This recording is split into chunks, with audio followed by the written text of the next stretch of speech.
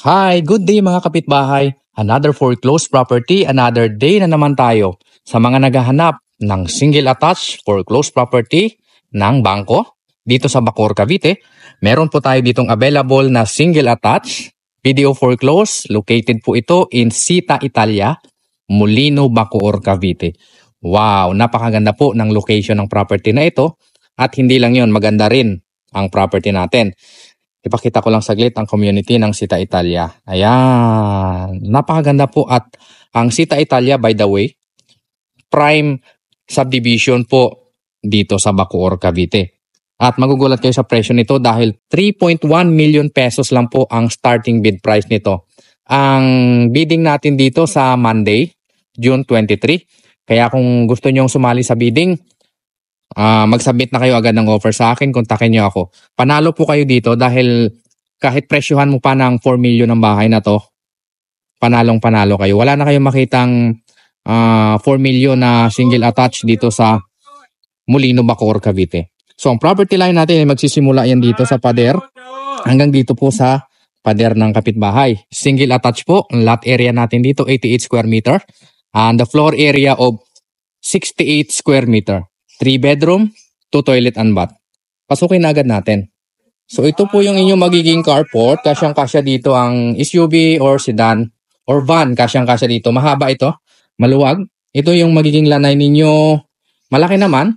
Kung gusto nyo pong magpa-extend hanggang sa property line ninyo, pwedeng-pwede po ito, no? Dito sa gilid, meron pa tayong space. Pwede nyo gawing parkingan ng inyong e-bike or motor. Yan. Pwedeng-pwede dito.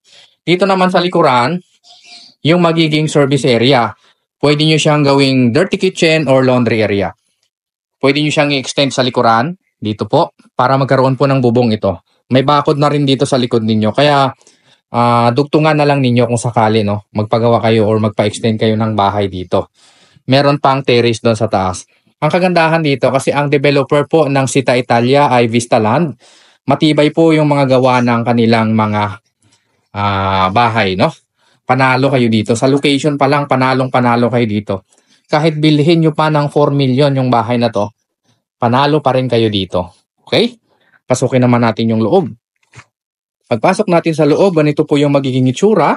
Ang main door natin, bakal po yan. Pwede nyo namang palitan ng kahoy kung gusto nyo po. So ito yung magiging living area ninyo. Maluwag naman siya, no? At dito naman yung magiging dining area ninyo dyan sa lugar na yan. Meron tayo ditong kitchen countertop. Ito po siya, medyo luma na. Since ang bahay po ay foreclosed na ng bangko, as is, where is. Pwede nyo po itong ipalipat doon sa likuran. Gawin yung dirty kitchen or laundry area, no? Dito yung sinasabi ko, pwede nyo ilagay dito ang inyong dining area, dining set, no? May toilet and bath tayo dito sa baba. Ganito yung itsura. Wow, maayos pa naman. Pero syempre, pag binili nyo to, pagandahin nyo na lang. Kasi foreclosed property nito, as is, where is.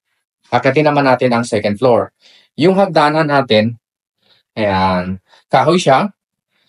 Palitan nyo na lang ng semento kung gusto ninyo para mas solid siya, no? Pagdating natin dito sa second floor, ganito yung itsura. Ayan. Naka-vinyl siya. Kung gusto nyo siyang palitan, palitan nyo na lang, no? Ito yung toilet and bath dito sa second floor. So, luma na yung mga fixtures natin. Palitan nyo na lang. Wala pong tagas na tubig yan, okay? Ito yung bedroom number 1. So, kung dalawa anak ninyo, tag-iisa sila dito. Yan, wala pong tagas na tubig. Panalo kayo sa bahay na to, maniwala kayo sa akin. Sa presyo pa lang, murang-mura na sa 3.1 yung starting bidding price, no?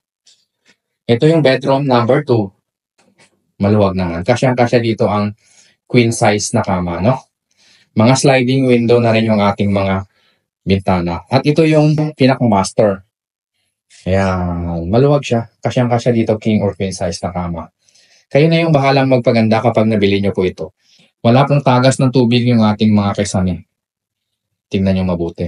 Ang ating bintana, sliding window. At meron tayong provision for window type na aircon dito.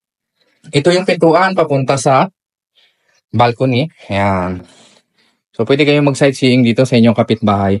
At isa sa maganda dito, kasi tapat ng bahay nyo, yung park dyan sa gitna. May mga puno. So, green. Malamig sa mata. No? Kung gusto nyo mag-inquire sa property na ito, napakamura lang sa Bacoor, Cavite. Nasa screen ko lang ang number. Paunahan lang po ito. Or pataasan ng bidding. Okay?